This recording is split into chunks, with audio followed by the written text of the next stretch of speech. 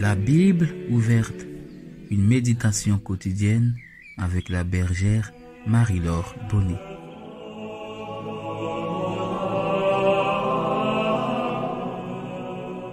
Shalom, chers frères et sœurs en Christ, shalom, chers fils et filles de l'Alliance.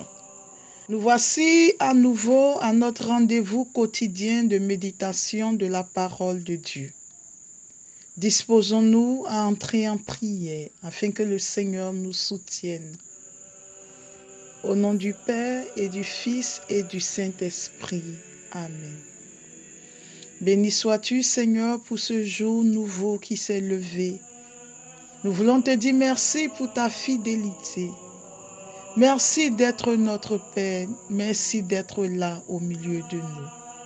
Seigneur, parce que nous sommes plus de 2 sur cette plateforme, remplis du désir de prière, du désir de méditer ta parole, nous savons que tu es avec nous, Seigneur.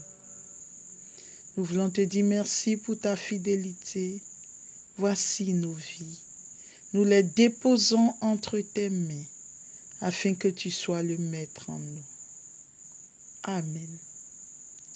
Chers frères et sœurs en Christ, je voudrais vous saluer dans le précieux nom de notre Seigneur Jésus-Christ.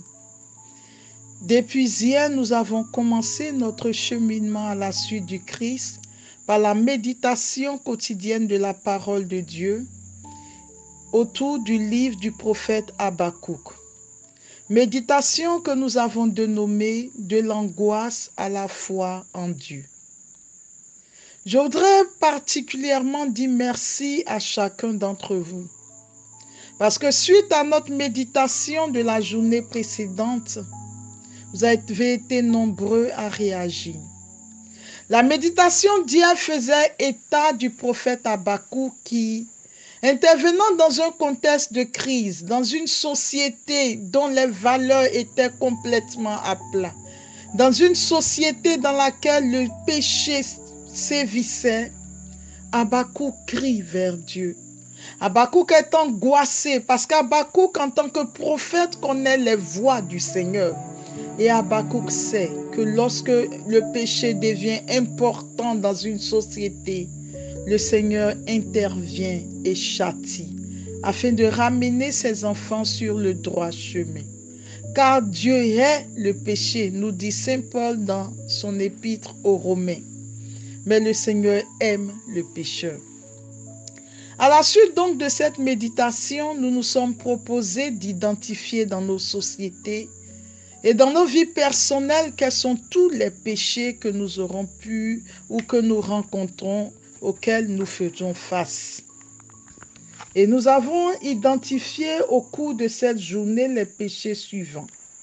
La jalousie, la colère, le refus de pardonner, la corruption, l'orgueil, la fornication, l'homosexualité, la bestialité, l'égoïsme, la rancune, l'idolâtrie, l'hypocrisie, le mensonge, le vol, le murmure, l'adultère, l'envie, le doute, la masturbation, la méchanceté, la négligence, la paresse spirituelle, le manque de charité, la médisance, le manque de compassion, le manque de solidarité, les jugements, les critiques, la compromission, l'avortement, la pornographie, la prostitution, y compris la prostitution infantile, la désobéissance, la duplicité, l'ingratitude, la cupidité, le meurtre, l'athéisme, la convoitise,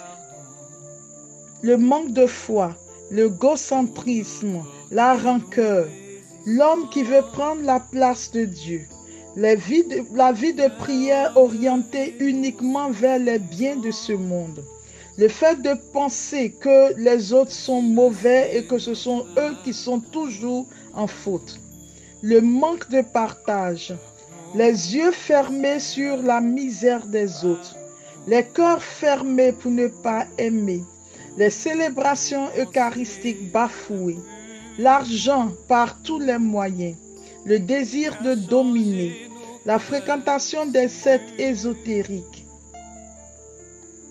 Le fait de ne pas laisser Dieu régner sur nous, l'entêtement, l'isolement, l'infidélité, l'indifférence, la sorcellerie, l'infidélité à nos engagements, l'irresponsabilité, les enlèvements d'enfants pour des crimes rituels sataniques, la non-reconnaissance à Dieu pour ses bienfaits, la vaine gloire, les plaintes inutiles contre Dieu, les critiques perpétuelles vis-à-vis de nos autorités, le manque de prière pour nos autorités, la désobéissance à l'autorité, l'hostilité à la parole de Dieu, la profanation des lieux saints, la destruction des lieux saints, le désir effréné des biens du monde, la pédophilie, le mépris de l'autre par la suffisance, le blasphème de l'Église et de ses serviteurs, les changements de sexe, le divorce, les fractures au sein des familles par des lois qui n'honorent pas le Seigneur, l'individualisme, la profanation du corps du Christ, les messes mal vécues, l'attaque contre l'institution de la famille par le mariage pour tous, les polémiques autour du genre, l'autorité parentale bafouée, la destruction de la nature et des œuvres de Dieu, l'outrage à la Vierge Marie et aux saints, le refus ou la peur de la souffrance, la rébellion, les excès de distraction, les rituels et sacrifices humains, le silence coupable face aux mauvaises œuvres, le retard dans nos rendez-vous avec Dieu, les trafics d'organes humains, l'infidélité aux vœux et aux engagements des prêtres, des religieux et des religieuses, l'envie d'être vu, la peur, la tristesse, l'envoûtement, le maraboutage, la tricherie,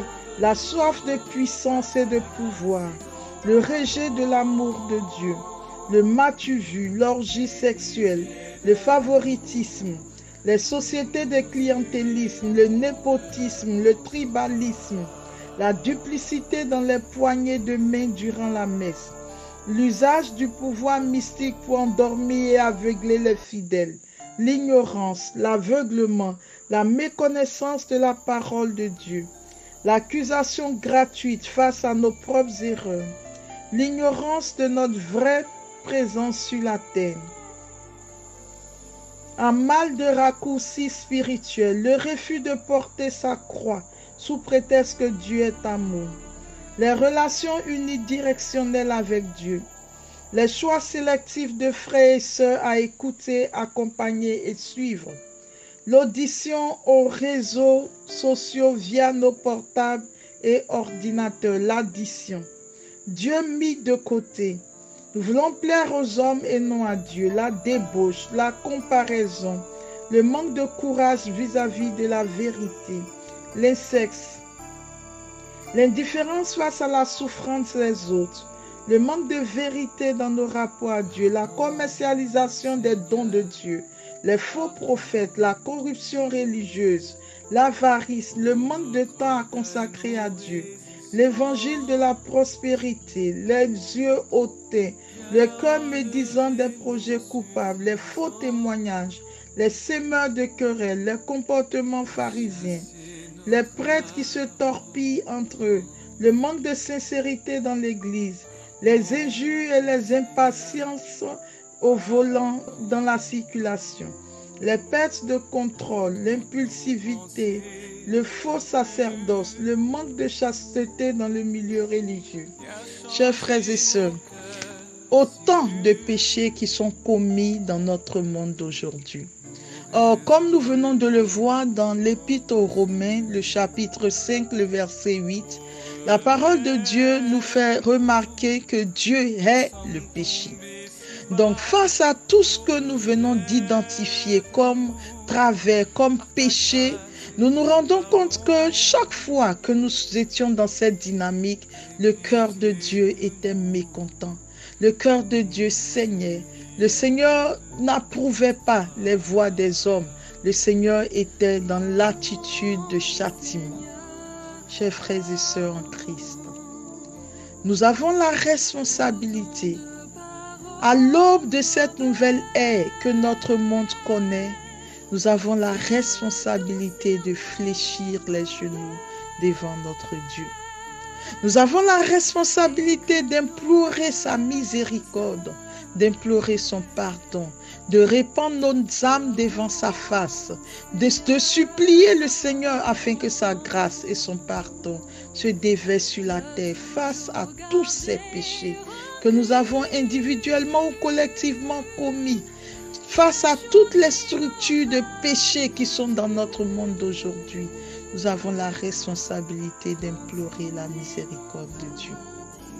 Or, ce n'est pas du bout des lèvres que nous devons le faire. Si l'homme regarde à l'apparence, le Seigneur regarde les profondeurs du cœur de l'homme. Dieu nous donne une chance d'inscrire nos vies dans l'histoire de notre monde en contribuant au recul de la vie de païens, au recul du péché, au recul du coronavirus. Dieu nous donne la chance de faire partie de cette génération qui, dans l'humilité, dans les larmes, dans la supplication, évoque la présence et le secours de Dieu afin que notre humanité soit sauvée. Mais de nous-mêmes, nous sommes incapables d'implorer sa miséricorde. De nous-mêmes, nous sommes incapables d'avoir le cœur contrit vis-à-vis du péché. Nous avons pour mission de demander la grâce au Seigneur, de nous aider à entrer dans cette dynamique, de nous donner un cœur qui pleure, un cœur qui s'agite, un cœur qui devient angoissé vis-à-vis du péché. Demandons-lui la grâce du pantos. Pantos, ce mot grec, qui signifie un cœur brisé et contrit. Pantos qui est une sainte affliction intérieure. Pantos qui signifie un profond remords qui vient du cœur par rapport au péché. Mais pantos, c'est par-dessus tout la prière des larmes. Grégoire de Nice disait de saint Éphrem: quand je me mets à penser au flot des larmes qu'il versait, moi aussi je commence à pleurer. Car il est presque impossible de traverser l'océan de ses larmes en gardant les yeux secs. Pas un jour, pas une nuit ne s'écoulait sans que ses yeux aux aguets n'apparaissent baignés de larmes. Chers frères et sœurs, nous avons le devoir de demander la grâce d'un cœur qui pleure devant les péchés de ce monde. Mais qu'est-ce que cette prière des larmes? C'est un cœur transpercé jusqu'au plus profond, transpercé par l'éloignement et l'offense qui nous séparent de la bonté de Dieu. C'est pleurer sur nos péchés et les péchés du monde. C'est entrer dans les secousses libératrices du repentir. C'est la conscience intime et ultime du fait que le péché nous sépare et nous coupe de la plénitude de la présence de Dieu. Chers frères et sœurs en Christ, beaucoup parmi nous, lorsque nous parcourons les Saintes Écritures, ont vécu cette expérience de la prière des larmes et étaient familiers de la grâce des larmes. Dans son angoisse, Job dit, Job chapitre 16, le verset 20, « C'est Dieu que j'implore avec larmes. » Le prophète Isaïe s'écrit en Isaïe chapitre 16, le verset 20, « Accablé par le péché et la désolation de Moab, je pleurerai la vigne de Shibma comme Yazer pleure. Je t'abreuverai de mes larmes, Heshbon et Éléalé. » Jérémie est connu comme le prophète qui pleure et mérite bien cette réputation. Jérémie dit dans sa parole, Jérémie chapitre 8, verset 23, « Oh, si ma tête était de l'eau et mes yeux étaient une source de larmes, je pleurerai jour et nuit les morts de la fille de mon peuple. » Beaucoup ont pleuré et le roi David lui-même est un roi qui a répandu son cœur, qui a beaucoup pleuré devant Dieu à cause des péchés de son peuple. Dans le psaume 6, le verset 7, il dit « Je m'épuise à force de gémir. Chaque nuit, je baigne ma couche de mes larmes. J'arrose mon lit de mes larmes. » Et notre Seigneur Jésus lui-même, dans Hébreux, le chapitre 5, le verset 7, il est dit ceci, « Regardez Jésus qui offrit à grands cris et larmes des prières et des supplications. Regardons-le pleurer sur sa bien-aimée Jérusalem. Combien de fois ai-je voulu rassembler tes enfants, comme une poule rassemble ses poussins sous ses ailes, et vous ne l'avez pas voulu. » Matthieu chapitre 23, le verset 37. Chers frères et sœurs, cette parole de béatitude en Matthieu chapitre 5, le verset 4 dit ceci, « Heureux ceux qui pleurent. » Paul, dans toute sa mission, a également versé beaucoup de larmes face au péché de son peuple, face à la situation de la société dans laquelle il vivait, face au manque de conversion de ses contemporains. Actes chapitre 20, le verset 19. Venu en Asie, Paul dit « Je suis venu servir le Seigneur en toute humilité avec larmes. » En Actes chapitre 20, le verset 21, il dit ceci « Pendant 3 ans, je n'ai cessé nuit et jour d'avertir avec larmes chacun de vous. » Chers frères et sœurs, pour ne citer que ceci, nous avons besoin que le Seigneur nous accorde la grâce du repentir vrai. Nous avons besoin que le Seigneur nous accorde la grâce d'un cœur qui pleure, d'un cœur qui s'angoisse, d'un cœur qui hait le péché, d'un cœur qui s'éloigne du péché, d'un cœur qui s'abîme dans la présence de Dieu face au péché de cette génération. Nous avons la responsabilité de demander pardon à Dieu face à cette épidémie et cette pandémie mondiale. Dieu nous a choisis au cœur de cette génération pour faire partie de ceux qui implorent sa miséricorde, qui lui demandent pardon pour tous les péchés que nous-mêmes, que nos familles, que nos contemporains, que nos sociétés ont commis. Nous avons la responsabilité de fléchir les genoux, mais de nous-mêmes, nous n'en sommes pas capables. Demandons la grâce au Seigneur de nous donner la grâce de la contrition du cœur. Demandons la grâce au Seigneur d'obtenir le pentos, cette prière des larmes. Demandons la grâce au Seigneur que nos âmes se répandent dans sa présence, afin que nous pleurions les péchés de notre génération tout au long de cette journée.